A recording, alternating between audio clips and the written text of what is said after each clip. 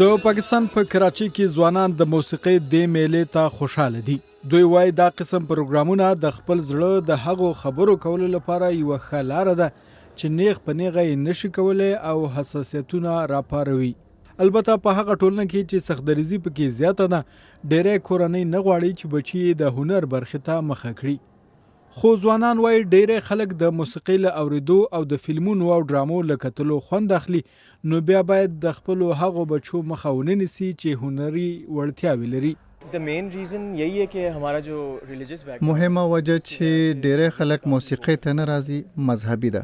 زموږ ټولنه مذهبي ده او موسیقۍ ته ښه نه ګوري. زما خپل کور هم داسې دی.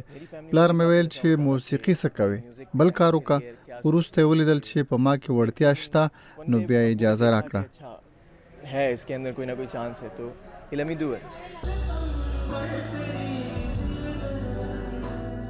د اسوسییټډ پریس خبري اژانس په وینا په پاکستان کې هنرمندان د اقتصادي ستونزو ترڅنګ امنیتي مشکلات هم ډېر لري. دوی ته وسلوال ګواښونه کوي او ډېری یې وژل کیږي.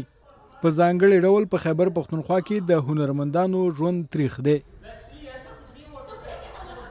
هنرمندان له حکومت هم شکایت لري چې په دې لړ کې ډېر کار او د هغوی ملاتړ نه دی کړی. خو په کراچۍ کې هنرمندان وایي د ټولنې د نفرت، د حکومت د ملاتړ د نشوالي او د سختدریزو ډلو د فشار باوجود هم باید هنر ژوندی پاتې شي. ځوانان باید ونه یریږي. هنرمندان خپل هنر نه ودروي. دوی د خپل لیکل کوي او موسیقي دی جوړوي چې आवाज یې واوریدل شي. خلک چې هر سوای وای با.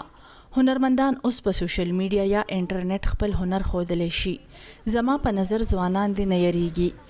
دوی باید خپل کار ونه دروي. په پاکستان کې د کارونو د نشوالي، د ټولنې د فشار او د وسلوالو د ګواښونو له وجې ځینې هنرمندان غربي هیوادونو ته کډه شوي دي. دلته په کراچۍ کې دا هنرمندان البته په دې هیله خپل کار پر مخ بیایي چې یوه ورځ به د ټولنې اکثریت هنر ته د بد کتلو پر ځای هغه خپل کړي او وبه یې پالي.